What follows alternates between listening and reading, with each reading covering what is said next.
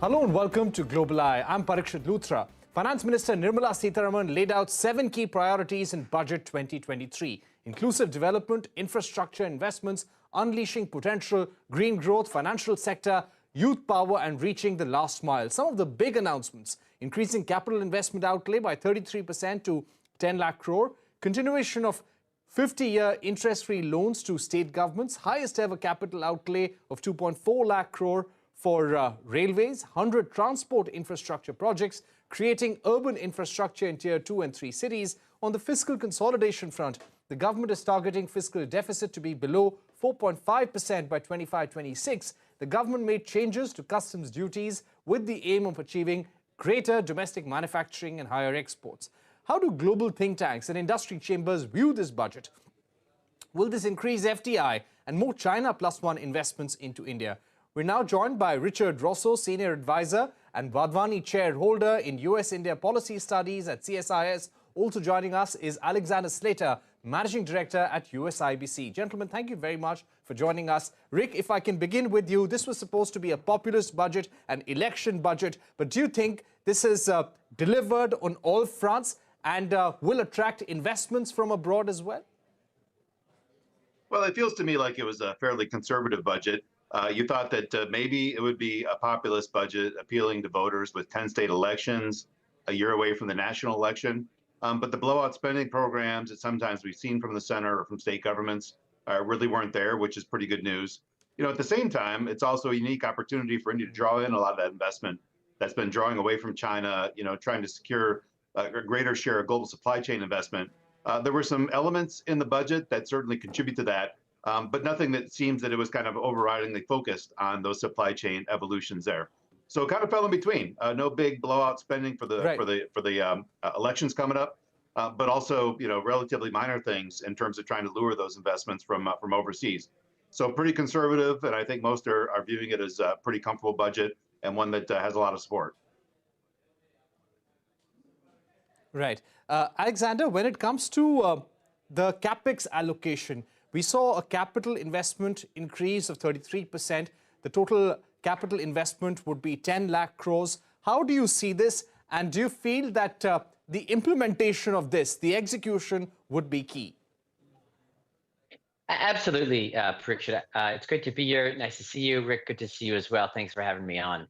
On the question, I think that the capital investment is something that the government sees as a way to make sure that the growth targets that they've laid out are achieved. That, combined with the reforms of the direct taxation regime, are going to help stimulate both investment and consumption, at least public investment and then private consumption.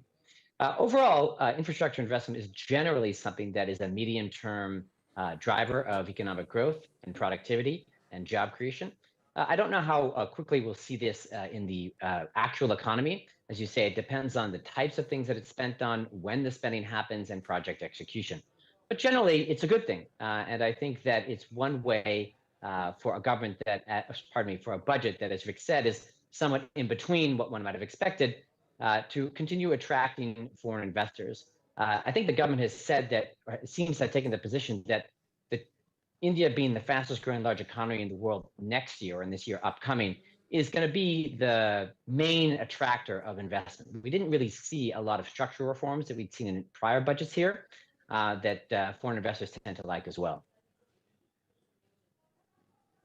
Right. Speaking about structural reforms, Richard, if I can get you in, do you feel that there could have been more that the FM could have done in terms of ease of doing business, easing compliances, easing the indirect tax structure to get more investments, get more manufacturing into India? Well, a lot of what has to happen are things that happen outside the budget. You know, as Alexander mentioned, as you brought up as well, greater allocation towards developing infrastructure. You also saw what I think are some really important seeds that the government has started to grow or is looking to initiate with expanding resources for courts to begin digitizing. Because again, even though the World Bank is kind of abandoning the doing business report, when you looked at it, one of the areas that India was usually pretty far behind most other countries with which India is competing for investment was remediation through the judicial system. So there's been a lot of great studies and surveys that have been done where that can really be accelerated, and this backload of cases can be drawn down dramatically through better digitization of courts. And one small issue that hasn't been brought up a lot that I really love, that was referenced in the budget speech, was that the finance ministry is going to begin working with municipal governments in India to begin ring fencing resources, helping them develop their own revenue streams. Because ultimately, too, you can't have a national government that's solely in charge of spending everything that's required for infrastructure. In the United States and a lot of other developed countries, you have a robust municipal finance regime, and in India, that's largely lacking. And so if the finance ministry can really put its nose to the grindstone this year, following on an important Reserve Bank of India report a few months ago talking about the state of municipal finances, again, it's long term, as Alec mentioned. A lot of this isn't going to be an immediate pop, but when you start thinking about teeing the government up for the next 5 years in case they win re-election or whatever, some interesting seeds are planting in the budget and in the budget speech. Right. Alex, coming to you, there were a long list of recommendations that industry chambers, global industry chambers like USIBC had submitted before the finance minister. What, according to you, were some of the misses in the budget, and which, according to you, were critical for the Indian economy this year? So I think the key thing that foreign investors are looking for out of investments in India, in addition to the growth number, which I do think the government's efforts will deliver on, are structural reforms that make it a more level playing field for doing business and it easier to do business. Something that wasn't there was an effort to further ease processes for tax dispute resolution. A lot of companies end up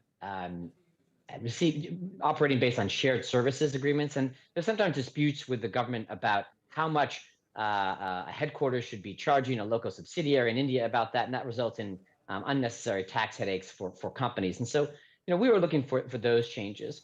I think in the financial sector, making it, putting banks, whatever their origin, on the same footing from a taxation perspective, putting the same thing in place in terms of regulatory frameworks for governance and dividend distributions for insurance companies. These are all things that I think, again, were structural reforms that will help attract foreign investment in these sectors. But I don't think, again, that was what this budget was about. This budget was about delivering on the top line growth number for the year, and that being the selling point in a world where growth is slowing substantially. So foreign investors are going to look around the world and say, what are my options? And I think this government, in advance of an election, didn't want to take on the challenging structural reforms it may have done in prior years. This being said, there is something that we are following very, very closely, a couple of things.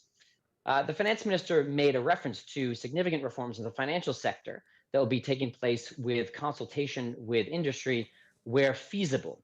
We think that this holds a lot of promise. We don't know exactly what she was referring to because there wasn't a lot of detail there, so we're watching it very carefully. I do think that the commitment to consultation with industry, though, is important.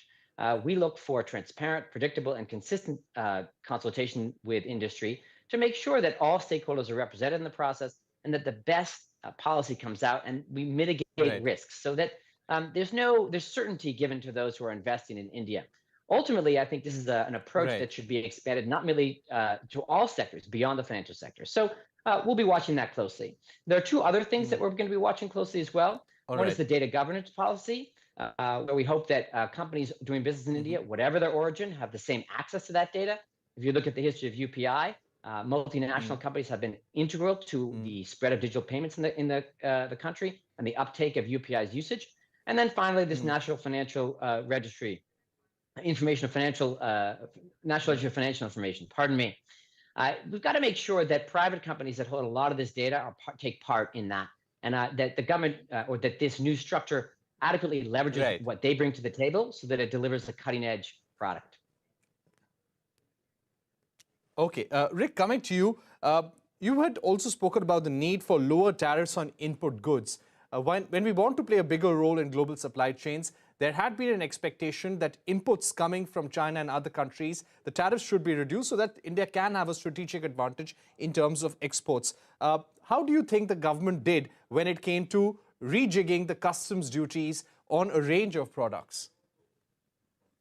Well, I mean, if you're in a couple of sectors that were specifically targeted, if you're involved in the fisheries industry or something related to lab-grown diamonds or cell phones or TV panels, you did pretty well, right? You saw some reductions in terms of inputs that are critical for those sectors. Similarly, you still have a strain of I think, protectionism, not as strong in this budget as we've seen in previous years.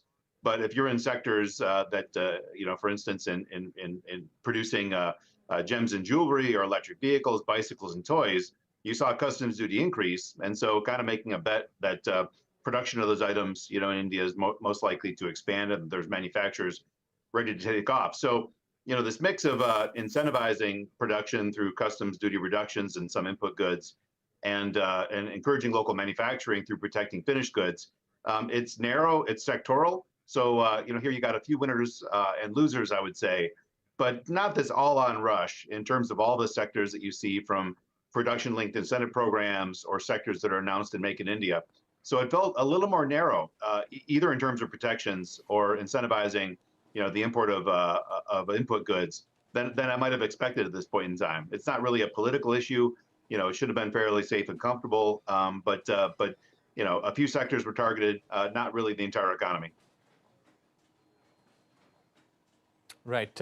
We've run out of time, but thank you very much, Rick Rossow and Alexander Slater, for joining us with your observations on the Indian budget. Let's see how the government implements this and how the consultation on the regulatory regime, different policies, happens in the days to come. Thanks once again for being with us. We're going to take a short break here on Global Eye, but coming up, India and the United States have agreed to significantly elevate their initiative on critical and emerging technologies. A special discussion with former diplomat Arun Singh when we return.